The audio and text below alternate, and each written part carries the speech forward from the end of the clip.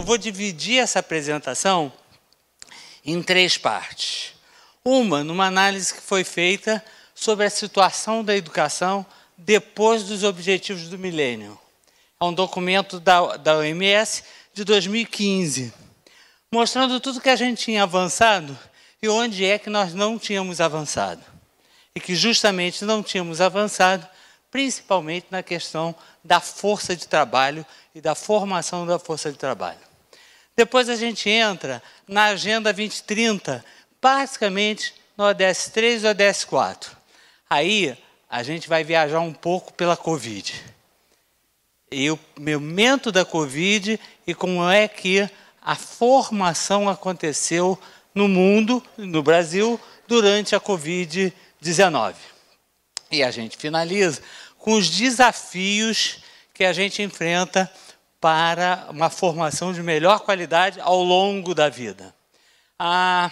Antes de mostrar o início dos slides, eu queria lembrar vocês que eu vou falar sobre aprendizagem ao longo da vida. Eu não vou usar a expressão educação permanente em saúde. Eu vou utilizar a terminologia que nós já adotamos na Agenda 2030 e que a OMS adota. Tá ok? Bom, para quem não sabe, além do que o Bruno apresentou, eu também sou consultor externo da OMS para a estratégia de aprendizagem, que é onde a gente começou a introduzir ou consolidar a política de formação com mediação tecnológica. Por acaso, hoje é o Dia Mundial da Saúde. Então, eu não podia deixar de trazer para a gente começar. O tema desse ano é Nosso Planeta, Nossa Saúde. Tem tudo a ver com a questão da pandemia, porque a pandemia também é resultado da situação de mudanças planetárias de clima, do meio ambiente que nós temos. Bom, do que a gente vai estar falando? Da Agenda 2030, que se constrói desde 2015. Interessante a gente lembrar que a Agenda 2030, diferentemente de outros documentos internacionais de pactuação, ela é uma agenda que começa com cada um de nós, individualmente. Há mudanças que são demandadas pessoalmente de cada um de nós, da nossa comunidade, da nossa família, do nosso estado, da nossa cidade, do nosso país, da nossa região de países e do mundo como um todo. Então, a Agenda 2030 ela se constrói coletivamente, ela não é um documento só de governo. Não depende só do governo, depende de nós também. Bom, como eu falei para vocês, o link do documento, de vez em quando eu vou dizer assim, agora pega o smartphone para fotografar. Então, o link, o documento da OMS, que avalia, ele é fundamental, porque ele avalia tudo que se conquistou na área de saúde até 2015, com os Objetivos do Milênio, e diz assim, o que falta para os Objetivos de Desenvolvimento Sustentável. Então, ele é bastante significativo. E aí, qual é o cenário que ela traçava dos problemas que nós temos na formação? Primeiro, a inovação tecnológica e a mediação tecnológica em aprendizagem ao longo da vida em saúde ainda não fazem parte da agenda efetiva da maior parte das instituições públicas de aprendizagem ao longo da vida em saúde. Então, nós até hoje não introduzimos, e antes não tínhamos introduzido, maciçamente o uso das tecnologias na área de formação. A análise e avaliação da força de trabalho da saúde. Isso é para cada um de nós pensarmos se também não acontece nos nossos outros cursos de engenharia, de educação, né? Alterações curriculares têm sido pouco significativas e não possibilitaram a aproximação das demandas da sociedade e as necessidades de saúde pública da economia loco-regional. Ou seja, os currículos que nós temos nas 14 unidades que formam os profissionais de saúde, são 14 profissões, eles são inexistentes ou pouco significativos. Isso é um problema, né, Jane? Porque quando a criatura chega para o serviço, você tem que quase reformar ele. porque ele chega sem nenhum preparo para o mundo real, aquele da saúde pública, para trabalhar lá em Touros, né? Para trabalhar em Mossoró, né? Ele trabalha no mundo ideal do laboratório em que ele está atuando com aquela especialidade que ele pensou. A força de trabalho em saúde ela é inadequada. Olha, isso daí não sou eu que estou dizendo, hein? É aquele documento da OMS. Modestas melhorias verificadas entre 2014 e 2015. E dessas modestas, a Jane e a Rosângela, dessas daí, muitas por conta da formação do Mais Médicos do Brasil. Então, em 2014 e 2015, é que se sentiu ainda algum tipo de mudança na formação. Muitos países ainda enfrentam grande escassez de profissionais de saúde. É a nossa situação também. Especialmente onde? Nas áreas rurais e remotas. Mesma coisa que a nossa. Vejam que a situação descrita para o mundo não difere da situação brasileira. Quantidade de profissionais de saúde qualificados que optam por migrar continua a aumentar. O que significa isso? Você vem, faz um curso, alguém do Rio Grande do Norte vai fazer uma pós-graduação, uma residência em São Paulo. E ele fica em São Paulo. Ele acaba não retornando. Esta migração de profissionais qualificados é um outro problema muito grande, não só no Brasil, mas fora do Brasil também. Isso, então, é um chute na canela. Educação pobre. Programas acadêmicos orientados para conteúdos desatualizados. Educação versus educação baseada em competências. Ou seja, em 2015, nós, na OMS, já defendíamos que precisávamos de uma educação baseada em evidências.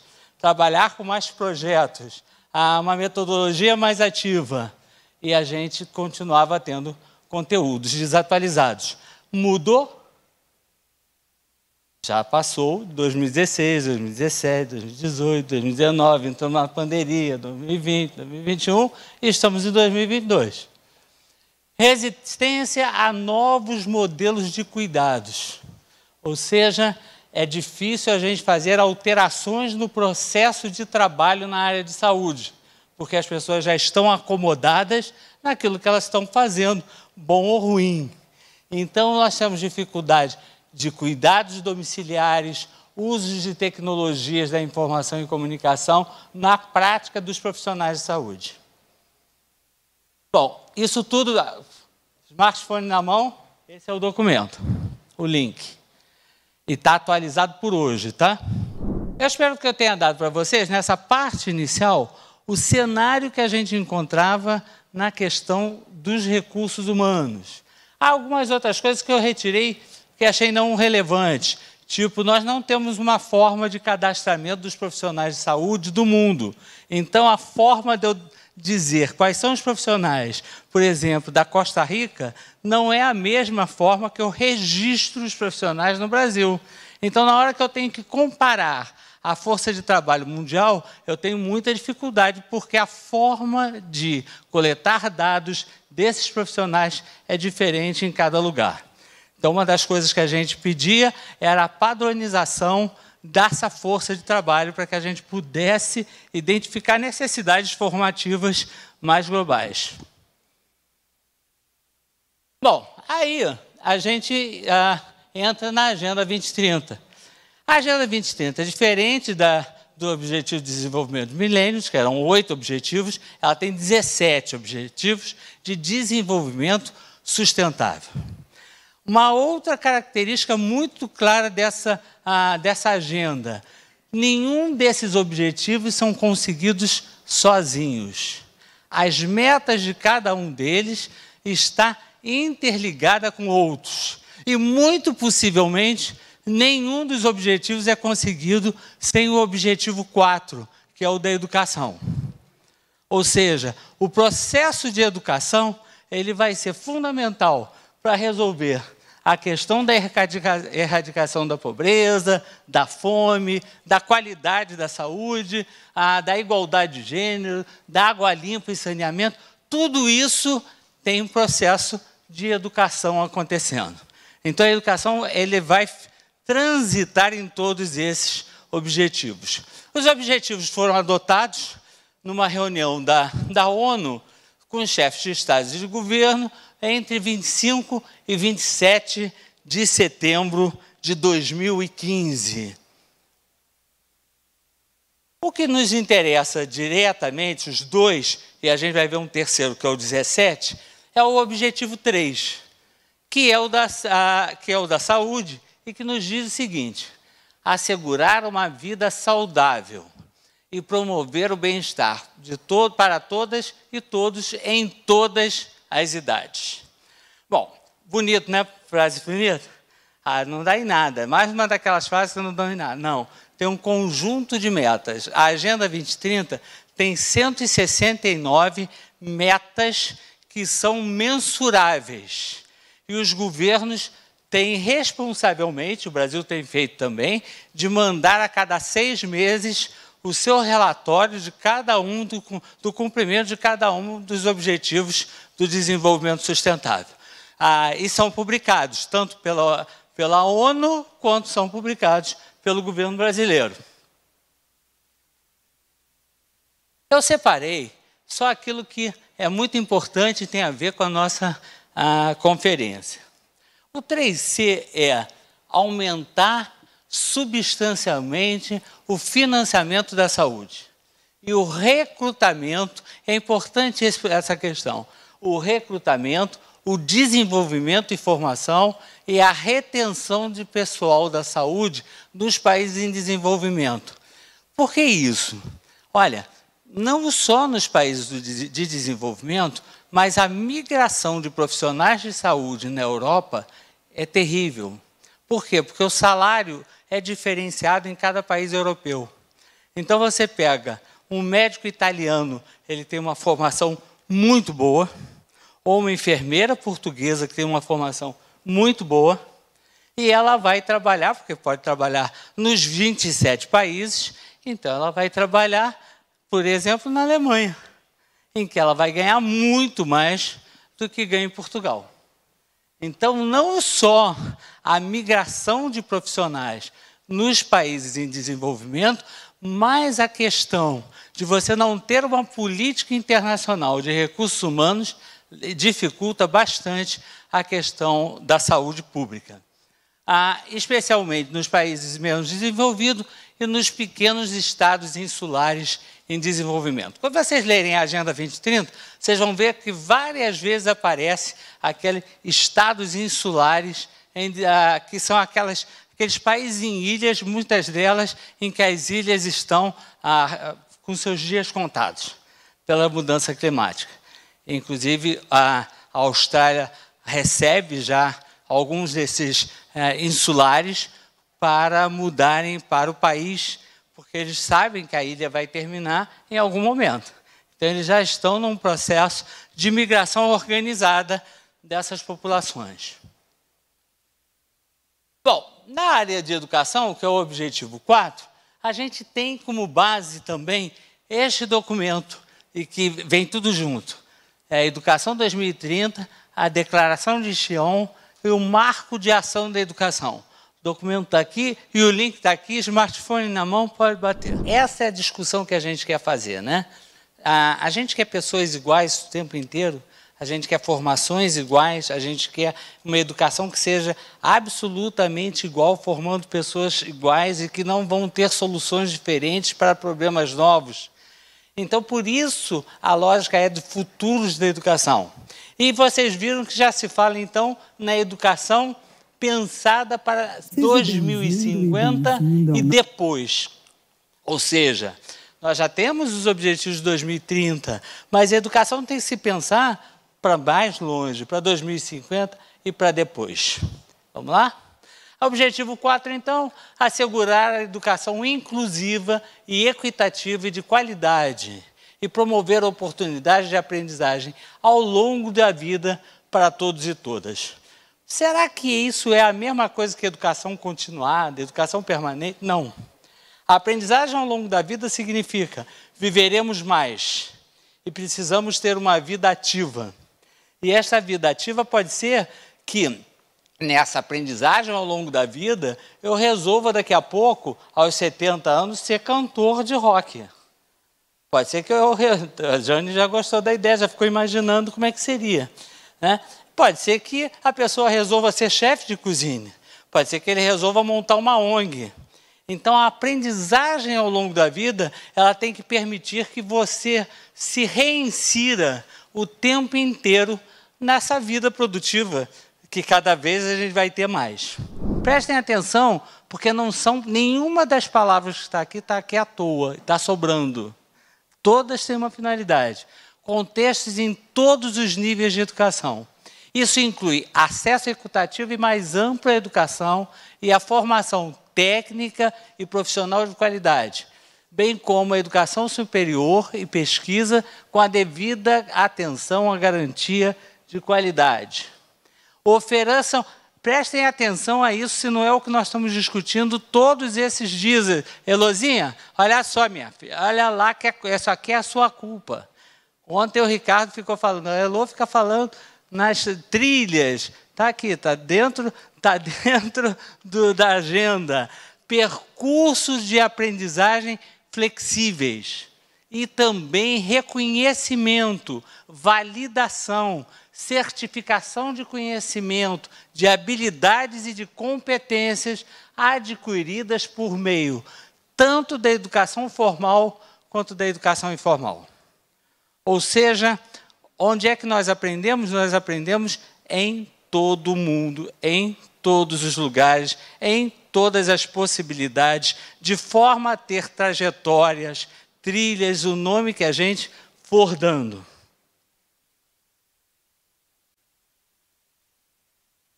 Fortalecimento da ciência, da tecnologia e da inovação.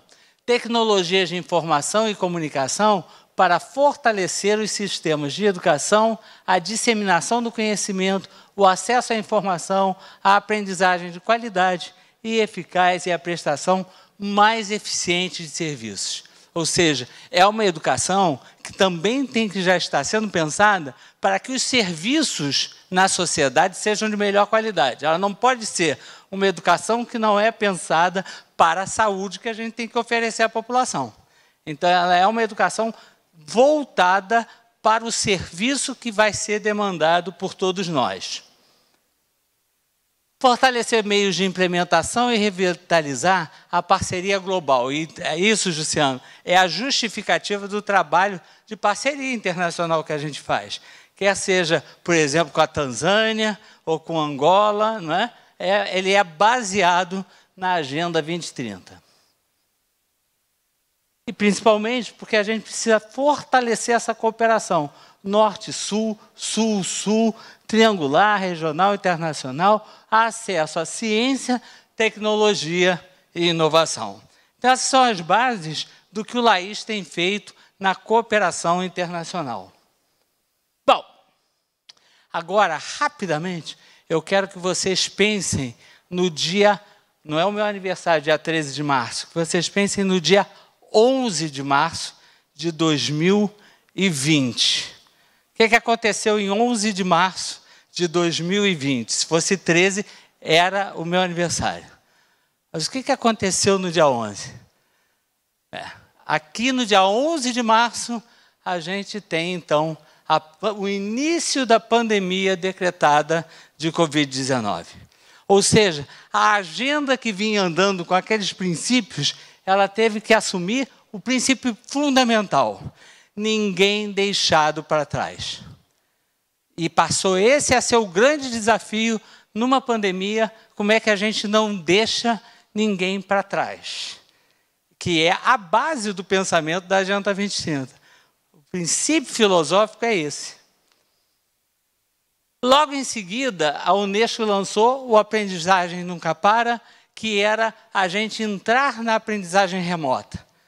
Aqui temos muitos professores e a gente tem que elogiar os professores que tiveram que dar um pulo para a aprendizagem remota, sem nunca terem tido qualquer formação de aprendizagem remota. Se viraram nos 30. Alguns, olha, viravam noite para tentar aprender o que era aquilo, no enorme desespero. Aprender a usar plataformas. Olha, era tudo muito novo. Mas isso deu um salto também muito importante de qualidade para o uso da mediação tecnológica daqui para frente. Não é durante a Covid. Foi durante a Covid e será beyond Covid. Depois vocês podem acessar, eu vou deixar a apresentação. É só uma comparação de quando, no dia 20 de abril, para se ter uma ideia, nós tínhamos quase 1 bilhão e 300 milhões de estudantes fora das salas de aula. O que significa 151 países e mais de quase 82% de todos os alunos. Imaginem o impacto na sociedade dessa massa, tanto de alunos quanto professores, das famílias, ou seja, tudo que a educação move no mundo parou. Aqui vocês já vão ver o período seguinte, em 28 de fevereiro de 2022, só 43 milhões de estudantes e, lamentavelmente, o Brasil ainda continuava como um dos países que acabava gerando os 43 milhões, com alguns locais com educação parcialmente aberta. Bom, a gente chegou à seguinte conclusão. Tínhamos um vírus novo, tínhamos nenhum conhecimento sobre os tratamentos, não tínhamos medicamento, não tínhamos uma vacina, mas tínhamos que tentar, né, Jane, salvar vidas. Quando a gente ia pegar profissional da atenção primária e ter que trabalhar na emergência, porque os profissionais são os mesmos. Eu não tinha uma fábrica de médicos aguardando para produzir médicos de emergência durante a pandemia. Então, portanto, vieram da atenção primária. E precisavam, inclusive, usar o capote. Como se usa o capote? Como se tira o capote? Jane preparou rapidamente um recurso educacional aberto, em que a gente ensinava como é que usava a luva, como é que tirava a luva. Parece coisas, mas isso não é tão instrumental. Não, é do mundo concreto. E a gente precisou entender que naquele processo era fundamental que nós juntássemos saúde e educação de qualidade. A Organização das Nações Unidas, a Organização Mundial de Saúde, lançou há 6 anos atrás, e eu acabei de receber a informação, sabe quantos alunos já tem matriculados, ô Tássia? Cadê Tássia? Sumiu. Quantos alunos tu acha que já estão matriculados também em 6 anos na plataforma da OpenWHO? Chuta. Mais de 1 milhão? Então já passou 6 milhões e 500 mil pessoas já estão cursando atividades. Mas sabe quando é que deu o salto? Durante a Covid. Então foi durante a Covid que os profissionais de saúde do mundo inteiro resolveram entender que só tinha um jeito de aprender rápido com informação confiável. Era o uso da mediação tecnológica. Então, a Organização Mundial da Saúde trabalhou e fez essa série de cursos, estão em mais de 60 línguas, e vocês podem entrar tranquilamente, é OpenWHO, openwho.org. Tá? Então, os cursos estão lá, são disponíveis. Não tem a organização tão clara como o nosso NovaSUS, mas é uma iniciativa fundamental que salvou vidas. E a base desse pensamento é #LearningSavesLives. A aprendizagem salva vidas. Porque se nós não tivéssemos tido mediação tecnológica, mais pessoas teriam morrido. E teriam morrido porque não se saberia tratar, de alguma forma, imagina, a cada dia nós descobrimos algo novo. E cada dia eu tinha que montar um recurso educacional rapidamente para levar aquela informação para a maior parte de pessoas possível. No caso da OPAS, a OPAS tem, então, o seu campus virtual, que nós passamos a fazer parte de um trabalho, de um esforço, coroado, né, Ricardo? Com esse congresso, em que nós temos um trabalho já bastante consolidado a partir de agora com a Organização Pan-Americana de Saúde, particularmente com o campus virtual de saúde pública. Olha que interessante, a distribuição do campus virtual de saúde pública, Ricardo, o Brasil é um dos países que menos tem gente participando. Por que será? Por causa do AvaSUS. Sabia? Porque nós somos o país que tem uma plataforma com a maior quantidade de enrollment, de cursantes, 880 mil já se matricularam como cursantes. 2 milhões e 200 já fizeram cursos, ou seja, aquela mesma pessoa que se matriculou uma vez, repetiu, fez mais de 2 ou 3 cursos. E ele conseguiu 1.200.000 certificados. Então, quando a gente vai ver o resto dos países que precisam muito das plataformas, quando a gente olha para o caso do Brasil, o nosso número é baixo, não porque a gente não tem interesse de formação, mas é porque nós contamos com a nossa própria plataforma com qualidade. Vai ficar disponível o nosso AvaSUS. Tu pensou que eu não ia mostrar, cara? Nosso AvaSUS, ele está organizado com as trilhas de aprendizagem. Tudo é aberto, vocês podem conhecer ele bem. E o que é mais importante é essa página também em que nós vamos conhecer realmente a realidade de cada um desses cursos. Qual é o tamanho dele, se ele é aberto para todo mundo ou não, porque há alguns poucos cursos que são fechados apenas para a área de medicina. Por quê? Porque os conselhos, corretamente, em alguns procedimentos, não permitem que sejam levados de forma aberta.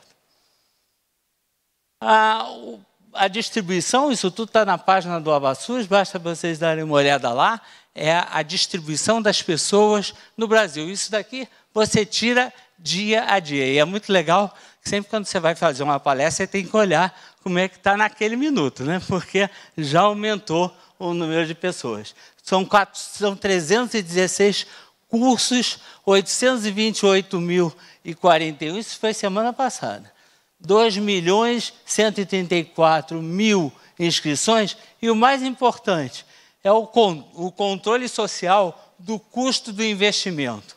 Então, você tem um custo médio por curso de R$ 49.000 e um investimento por aluno de médio de R$ 7,46. A lógica é, quanto mais alunos entram, mais barato fica o curso, porque a nossa forma de organizar é uma plataforma em que todos os cursos estão abertos e você entra a qualquer momento. Está terminando. Nossos desafios.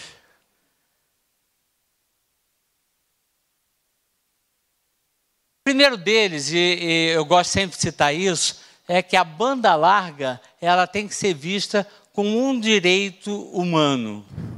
E por conta disso, existe já há 10 anos a Broadband Commission, que é da Unesco, em que nós temos um grupo de pessoas, inclusive, que criaram toda a parte de política de e-health, de saúde digital.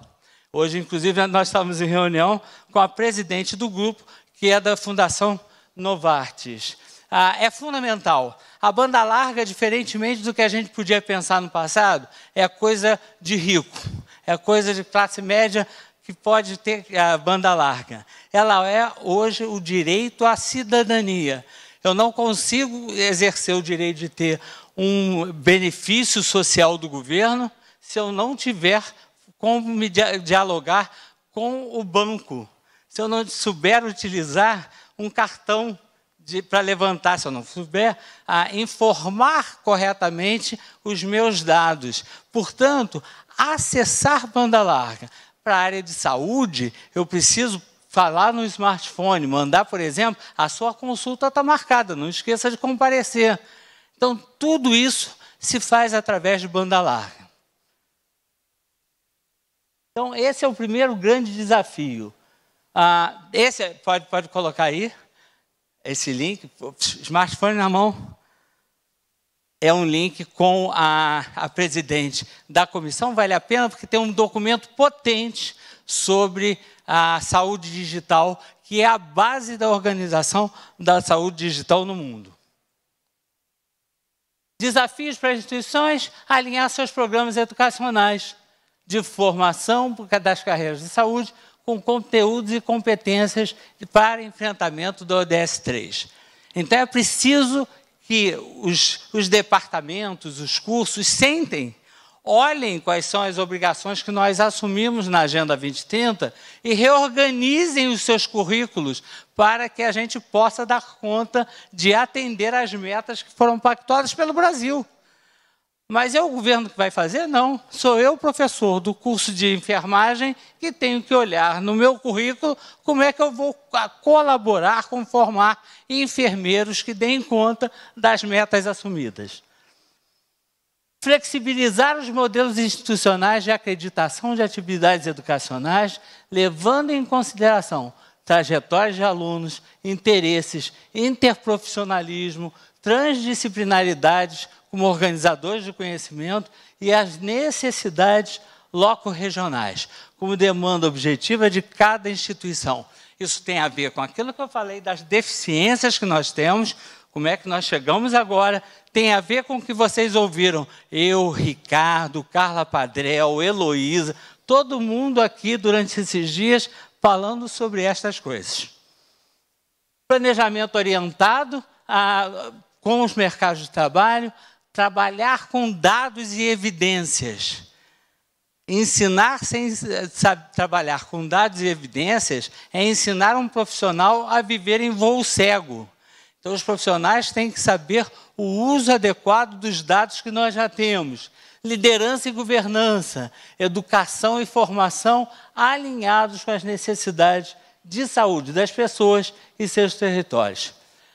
Será que a gente está pronto para todo esse desafio que a gente viu nesses 40 minutos?